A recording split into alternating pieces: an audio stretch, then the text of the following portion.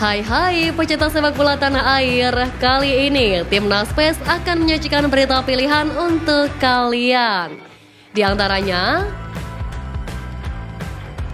berpotensi bertemu Qatar, 4 korban kecurangan Qatar. Malas gerak tapi mematikan, Tom Hai pegang kendali permainan Timnas.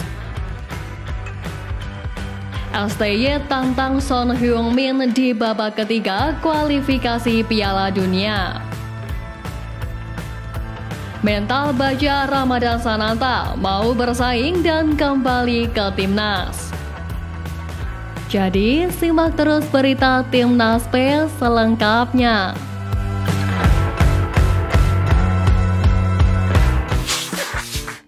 Tambahan 3 poin membuat Timnas Indonesia finish di peringkat kedua grup F dan berhak menemani Irak melaju ke putaran ketiga. Tak berselang lama, Sintayong pun memutuskan kembali ke Korea Selatan untuk menikmati liburan. Pelatih berusia 53 tahun itu lalu dikabarkan bakal terbang ke Malaysia pada 27 Juni mendatang. Kabar ini diungkapkan oleh media asal Korea Selatan Yonhap News. Yonhap News menjelaskan bahwa Sintayong pergi ke Malaysia untuk mengikuti drawing grup putaran ketiga kualifikasi Piala Dunia 2026. Sementara itu ada 18 negara yang nantinya akan dibagi menjadi 3 grup. Timnas Indonesia dipastikan bakal bertemu lawan-lawan yang kuat. Pasalnya Rafal Struijk dan kawan-kawan memulai drawing dari pot terbawah atau pot 6. Dua pemain FC Ultra, Ivar Jarer dan Zidane Iqbal berhasil masing-masing membawa Timnas Indonesia dan Irak melaju ke fase ketiga. Klub kasta teratas Liga Belanda FC Ultra tersebut bangga 2 bintang mudanya berhasil membantu negaranya untuk lolos ke putaran ketiga kualifikasi Piala Dunia 2026. Bagi Timnas Indonesia, lolos ke putaran ketiga kualifikasi Piala Dunia 2026 merupakan sejarah tersendiri. Mereka sebelumnya belum pernah lolos ke fase tersebut. FC Ultra pun mengucapkan selamat kepada pemainnya Ivar Jarer serta Zidane Iqbal atas keberhasilan membawa timnas masing-masing ke putaran ketiga. Jadon Oosterwolde merupakan pemain keturunan Indonesia yang potensial. Harga pasarnya pun sangat tinggi, mencapai 230 miliar rupiah. Di usianya yang masih 23 tahun, ia sudah malang melintang di sepak bola Eropa. Saat ini pun dirinya bermain untuk Fenerbahce. Jadon juga sempat menjadi sorotan karena belum lama ini berada di Indonesia. Pemain berusia 23 tahun itu berlibur ke Bali. Di masa libur kompetisi ini, Jadon mendapatkan kabar menarik. Ia dirumorkan sedang dibidik oleh klub Premier League West Ham United. Kabar ini diungkapkan oleh akun transfer market Turki. Disebutkan bahwa pemain keturunan Indonesia ini masuk radar dari klub berjuluk The Hammers tersebut. Pelatih Timnas Indonesia Sintayong mengaku ingin skuad Garuda bertemu Son Heung-min dan kawan-kawan di putaran ketiga kualifikasi Piala Dunia 2026. Juru taktik asal negeri Gingseng itu punya dasar khusus kenapa ingin Timnas Indonesia berjumpa negaranya sendiri. Sintayong melihat putaran ketiga kualifikasi Piala Dunia 2026 sebagai fase yang penuh tantangan. Di fase ini, Timnas Indonesia merupakan negara dengan ranking FIFA terendah dan harus masuk pot ke-6 atau terakhir untuk undian fase grup. Alhasil, Garuda dipastikan bakal menghadapi tim-tim kuat entah Australia, Iran, Irak, Jepang, Arab Saudi maupun Korea Selatan. Kami pasti akan bertemu salah satu dari 3 tim, Korea, Jepang, atau Iran. Setidaknya untuk Korea Selatan saya mengetahui dengan baik dan kekurangan mantan anak murid saya. Sehingga menurut saya mereka akan jadi lawan yang lebih baik dibanding tim lain, ujar STY. Namun Sintayong menyadari tak ada lawan mudah di putaran ketiga kualifikasi Piala Dunia 2026 nanti. Pemain Persis Solo Ramadhan Sananta bertekad untuk kembali memperkuat Timnas Indonesia pada putaran ketiga kualifikasi Piala Dunia 2026. Striker berusia 21 tahun itu harus berjuang keras demi kembali mendapatkan kepercayaan dari pelatih Timnas Indonesia Sintayong. Sejumlah pemain di lini depan seperti Ragnar Oratmangun, Rafal Struijk, dan Dimas Derajat masih dipanggil Sintayong. Sananta pun bertekad menunjukkan kebolehannya bersama Persis Solo di Liga 1 musim depan yang mulai digelar pada 2 Agustus mendatang.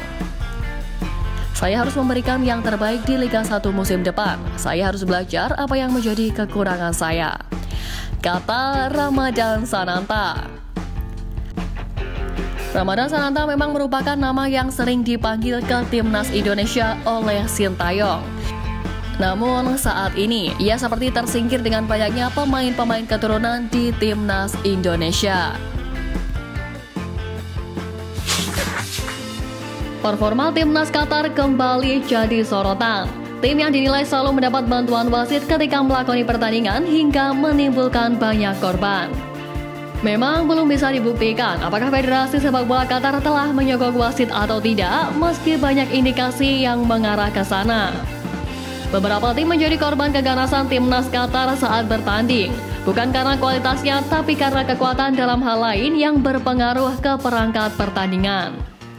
Mulai dari Piala Asia 2023 lalu hingga kualifikasi Piala Dunia 2026, sejumlah negara dipaksa menelan pil pahit karena keputusan aneh wasit.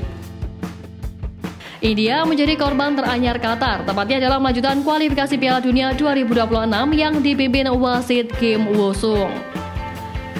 Momen haram yang dimanfaatkan ke Qatar ini muncul di menit ke-73, di mana bola yang sudah keluar dari lapangan dimasukkan kembali oleh pemain Qatar. Hal itu tidak terlihat hakim garis karena berlangsung di samping tiang gawang India hingga berbuah gol penyama kedudukan oleh Qatar. Sebelumnya pun Iran, Yordania, dan Indonesia juga menjadi korban. Timnas Indonesia pun berpotensi bertemu kembali dengan Qatar di babak ketiga nanti.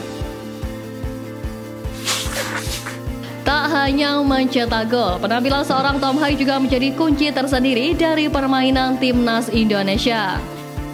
Permainan gemilangnya di sektor tengah lapangan Indonesia memegang peran sentral di balik skema pertarungan yang ditunjukkan oleh pasukan Garuda hingga pada akhirnya berujung pada kemenangan yang membawa kelolosan. Sebagai seorang pemain tengah, sejatinya Tom Hai bukanlah tipikal pemain petarung. Gaya bermainnya yang cenderung lamban menunjukkan bahwa dirinya memainkan si kulit bundar dengan mengedepankan ketenangan, visi bermain dan corak main bertipikal flamboyan. Bahkan jika kita mengambil data statistik sang pemain di laman F-Minsight, terlihat jelas jika pemain berusia 28 tahun ini memiliki value aggression dan agility yang tak menonjol.